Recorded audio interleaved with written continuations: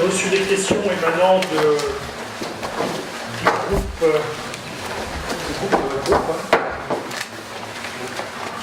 Alors bon, je peux les lire si vous voulez, là. Alors l'Agence régionale de santé a signé fin février un contrat hospitalier de territoire avec le groupement hospitalier Bretagne-Atlantique, précisant le développement des filières de soins, la mutualisation de certaines fonctions et facilitant les investissements. La question, quelles filières, notamment en chirurgie et en obstétrique, sont maintenues au centre hospitalier de Ploërmel? Et quelles fonctions mutualisées quittent le site de Ploërmel? Sur cette réponse, j'aurais à dire que toutes les filières seront maintenues. Soit par des médecins directement rattachés à l'hôpital de Ploërmel, soit par des médecins détachés sur l'hôpital de Ploërmel, venant de Vannes, de Rennes, d'ailleurs. Seuls les cas lourds sont externalisés vers justement Vannes, Rennes ou ailleurs, ou Nantes. À propos des lits de chirurgie en régression, j'ai pu lire dans la presse, 62 vers 30, je dirais, n'avait pas été sans remarquer l'évolution de la chirurgie qui est passée du mode invasif à un mode que je qualifierais de non-invasif. Je dirais, rappelez-vous, il y a 10 ans, pour une appendicite, on ouvrait le ventre sur 4-5 cm. Aujourd'hui, on réussit à faire la même chose plus proprement, avec un trou, d'aiguille à tricoter. Ce qui a permis, par le progrès technique et le savoir-faire, de passer, de la chirurgie hôtelière, avec séjour, pré- et post-opératoire, à ce qui est aujourd'hui appelé de la chirurgie ambulatoire. Le nombre d'actes a été, le chiffre que j'ai pu obtenir aujourd'hui, 3322 actes de chirurgie ont été pratiqués, codés plutôt, en 2018. Je tiens à dire, le chiffre de 2011, c'est le référent que j'avais, 3361. 3361 en 2011, 3322 en 2018. Je remets en cause un peu ce que j'ai pu lire, justement, en disant qu'il y avait effectivement une remise en cause un peu d'une baisse d'activité importante. Aujourd'hui, c'est vrai que, par contre, l'activité ambulatoire, elle est de 62%. Donc, des actes qui sont réalisés dans la journée. Donc, effectivement, ce qui en fait que la Bretagne, au titre de la Bretagne, même au niveau national, Ploërmel fait figure de champion en la matière. C'est le meilleur taux de chirurgie ambulatoire. Est-ce que c'est intéressant ou pas, je ne sais pas. Je dis que c'est du factuel. On est bien dans ce sens-là. Donc je dirais l'évolution du nombre de lits de chirurgie à la baisse, en nombre de lits, reflète une évolution dans les modes de prise en charge. Il ne reflète pas le niveau d'activité de l'établissement. Aujourd'hui, on ne peut pas garder des lits au sens propre, on les affecte à un autre usage. Alors sur les fonctions mutualisées, je dirais, ce sont principalement les fonctions support, dont le coût varie considérablement avec les volumes traités. On peut empêcher, dans une période où tout le monde, je dirais, le service public, par rapport au service privé, que ce soit de près ou de loin, qui sont alimentés par des recettes fiscales ou sociales, tout le monde doit réaliser des économies. L'optimisation des actes par des coûts plutôt par les volumes n'est pas un principe nouveau. Et il est, je dirais, normal que le service public de santé s'y intéresse également. On n'est pas là dans un service direct à la population, je dirais, on n'est pas là dans une diminution du service direct à la population, mais dans un service qui est support. En ce qui concerne la réflexion sur les cuisines, je dirais, c'est un problème effectivement, mais je dirais cela procède d'une réflexion du même type de pensée. et qui se justifie aujourd'hui par la nécessité de nouveaux investissements pour se mettre aux normes d'aujourd'hui, je dirais, dans les qualificatifs de sécurité et alimentaire particulièrement. La question qui s'est été posée, c'est doit-on multiplier les investissements par le même nombre de sites ou centraliser et rationaliser? Le site central retenu étant Ploërmel ou Saint-Avé. Ce sera Ploërmel. Le site retenu pour réaliser une cuisine centrale, c'est à Ploërmel. C'est pas Saint-Avé. Je vous rappelle qu'un petit peu que la centralisation, c'est une réflexion que l'on fait également dans le domaine scolaire. Maurice, qui certainement pourra en parler bien mieux que moi. Et je dois dire que je privilégie aujourd'hui l'investissement sur du matériel à destination médicale plutôt que notamment l'IRM et des éléments de ce genre, plutôt que des investissements support. C'est vrai, même si on pourrait le souhaiter. Je dirais dans l'absolu, il y a des réalités qui s'imposent, des réalités financières, et l'orientation va aller dans ce sens-là. Pour autant, c'est vrai, on ne souhaite nullement une dégradation de la qualité de ce qui est aujourd'hui la qualité des services de dernière cuisine. En aucune façon, nous sommes en vers là. Mais il y aura des exigences en la matière, et aujourd'hui la rationalisation permet d'obtenir une réponse qui soit bien à propos. Personnels, bien entendu, seront toujours conservés, et on ne souhaite pas avoir que des liaisons froides, même si il y a des choses qui sont dites ici et là, il y a des choses qui sont à mettre à plat, une rationalisation des choses, une optimisation des coûts, et justement faire en sorte à ce que demain soit aussi bien avec des moyens un peu différents. Aujourd'hui, investir 2 ou 3 millions dans une cuisine en investissement risque d'obérer en investissement des choses beaucoup plus rationnelles dans un monde, déjà dans les investissements médicaux. C'est un peu dans ce sens. Voilà un petit peu sur cette première question. La deuxième que vous avez posée concerne également la santé, puisque le projet régional de santé est établi pour 5 années, s'étalant de 2018 à fin 2022. C'est dans ce cadre que sont attribués les IRM et autres équipements lourds. Dans notre territoire de santé, ce sont 6 IRM sur la côte et 0 à l'intérieur. La révision aura donc lieu dans 3 ans minimum. L'ARS demande une étude d'impact détaillée au directeur, qui lui est basé à Vannes. Le recrutement des radiologues, des chirurgiens, des spécialistes et la quadrature du cercle sans la confirmation d'un IRM à Ploërmel. Que pouvons-nous faire ensemble? Alors, je dirais, la réponse que j'ai à donner là-dessus, c'est que, contrairement à ce que vous pensez, le PRS 2018-2022 n'est pas figé dans le marbre. Les propos que je tiens là, c'est, je dirais, Dixit Olivier de Cadeville, directeur général de l'ARS Bretagne. D'ailleurs, comme dans le cadre du PLU, si je dois faire une image un petit peu ou une photographie dans le même style, des modifications sont toujours possibles si elles sont justifiées par l'évolution de l'environnement économique ou social ou par l'évolution des moyens de diagnostic. Ce qui est le cas pour l'IRM, qui est considéré aujourd'hui comme un élément de diagnostic, je dirais, quasi courant, et je dirais même indispensable.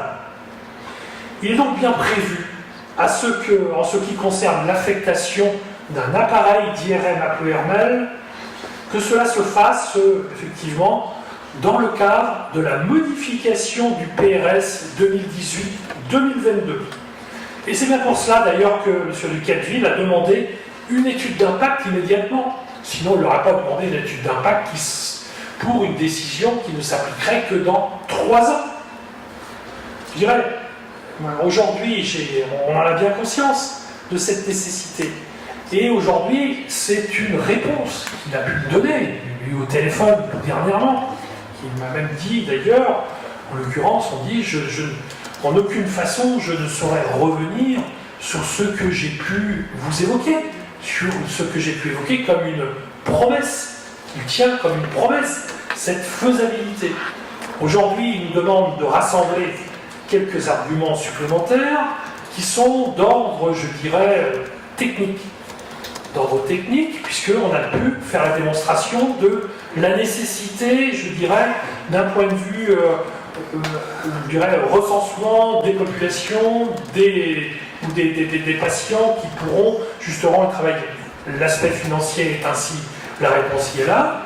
Il reste maintenant justement d'avoir consolidation au titre des personnels qui seront délégués. On a aujourd'hui des pistes très sérieuses. On attend leur validation. Ils sont à l'étranger actuellement, ils doivent revenir au mois d'avril en attendant justement. Mais cette consolidation, on sait qu'on l'aura, qu'on pourra l'obtenir justement s'il y a volonté véritable d'installer ce nouvel appareil sur le territoire. D'ailleurs même, je dirais, le CHBA, M. Couturier, avec qui j'ai pu échanger, j'étais en réunion avec Jacques hier au GHBA, on était sur Vannes, comme on fait régulièrement dans le cadre des élus de tout le territoire du groupement hospitalier. On a évoqué ce sujet, où tout le monde est en attente en disant l'IRM du PRML, c'est quelque chose qui doit être justement mis en place, qu'on doit pouvoir obtenir.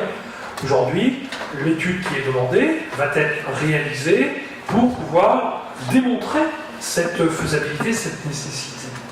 D'ailleurs, on me dit que, en l'occurrence, ils accordent également, dans la modification du PRS, un scanner supplémentaire sur l'hôpital d'Auray.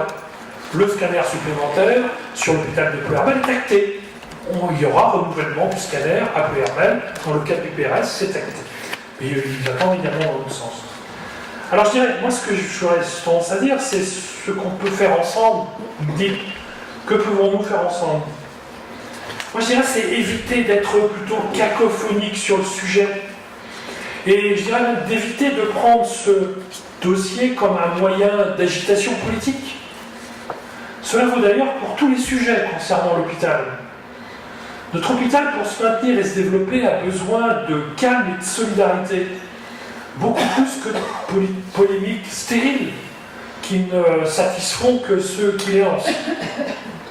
Ça ne s'adresse pas nécessairement essentiellement dans un domaine à vous, bien entendu. On n'est pas dans ce cadre-là. On est là dans un cadre général où je m'aperçois qu'agiter des chiffons rouges n'a jamais été très très positif quant à à une réputation ou plutôt à une incitation à véritablement travailler de concert avec un établissement qui mérite qu'on s'y attarde, qu'on travaille avec lui, parce que justement, c'est un établissement qualifié, peut apporter des réponses de qualité, de proximité, avec du personnel qui n'attend justement que cette reconnaissance pour véritablement continuer dans cet état d'esprit.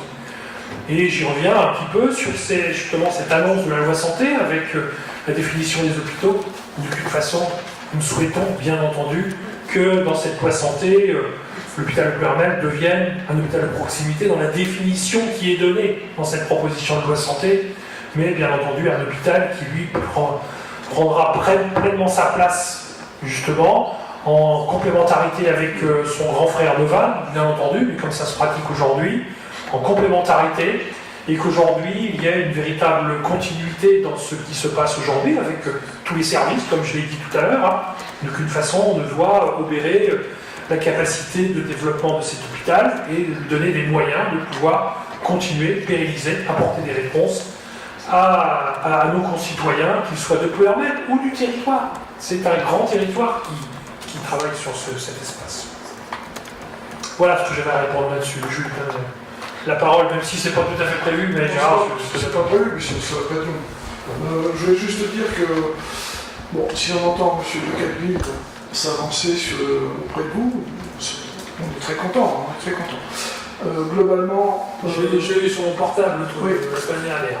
Il faudra demander un écrit la prochaine fois, mais c'est très bien. Après, pour ce qui est de l'agitation, entre guillemets, etc., moi je pense très, très honnêtement que la solution, l'attente en tension, etc., l'attente en tension, elle est chez les personnels, elle n'est pas, c'est pas chez un reste. C'est pas formidable non plus, puisque on risque d'être délaissé si on se manifeste pas. Et moi je trouve que finalement c'est un soutien à votre démarche aussi, de se montrer présent, sous une forme différente bien sûr, puisqu'on a la même prérogative, au sein de l'action pour défendre l'hôpital. Vous remarquez que jamais la qualité des soins n'a été touchée par des interventions diverses. Je tenais quand même à signaler qu'effectivement, c'est pas parce que je suis en échange, parce que je travaille conjointement avec la direction du centre hospitalier, du groupement hospitalier, que je suis en collusion et que, quelque part, on ne fait pas avancer les choses. Nous sommes dans le cadre d'un conseil de surveillance, qui était mon prédécesseur. Quelque part, tu connais le contexte. C'est qu'à un moment donné, conseil de surveillance, on est là pour justement observer les choses. On n'est pas dans les éléments décisionnaires. On a eu hier, en conseil des élus du groupement hospitalier, un échange dans ce cadre-là, relayé par le maire de Vannes d'ailleurs. On était un peu dans cet échange avec le directeur du centre hospitalier de Vannes, ainsi que le président de la CME de Vannes, pour justement le rôle de tout à chacun et notre rôle d'alerte des élus et les interrogations, les relais que nous sommes, puisque nous sommes en première ligne, et nous sommes effectivement interrogés. C'est nous qu'on interpelle, c'est nous qu'on interroge, c'est vers nous quand les inquiétudes se font savoir sur des mouvements sociaux d'interrogation des personnels. Et derrière tout ça, je vois aussi les réponses que l'on doit apporter à nos concitoyens. Il y a également justement la nécessité de conforter une réponse médicale sur le territoire, sur notre ville, sur notre territoire de PRL étendu. Si on veut exister, c'est pas essentiellement d'être ultra dépendant et de se retrouver un petit peu plus reclus dans nos ruralités. Et j'espère que la loi santé tiendra compte de cela. Et aujourd'hui, j'ai lu, effectivement, l'intervention du député, il est tout à fait dans son rôle. D'ailleurs, c'est un échange que nous avons eu, il y a très peu, là, avec Molac, quand j'ai eu connaissance de cette proposition de loi santé, j'en avais connaissance du contenu, ce qui allait être proposé aux parlementaires, que ce soit justement aux députés comme les sénateurs prochainement. J'ai échangé également avec la sénatrice Muriel Jourda, de laquelle je suis assez proche, pour pouvoir mettre aussi l'accent sur quelles sont les attentes de nos territoires ruraux vis-à-vis de cette loi santé et quels sont les pièges dans lesquels on ne veut pas tomber en réalisant véritablement un cadre beaucoup trop restrictif, beaucoup trop contraint, beaucoup trop technocratique, je dirais. C'est une vision purement technocratique avec une optimisation financière. Mettons l'humain au cœur du dispositif, la santé au cœur du dispositif, on devrait avoir des choses singulièrement différentes. Et je salue que justement, il y ait des parlementaires, le parlementaire l'a relayé, je salue son intervention, comme je saluerai certainement l'intervention des sénateurs du Morbihan dans ce dispositif également, dans cette optique. Voilà ce que je vais dire là-dessus.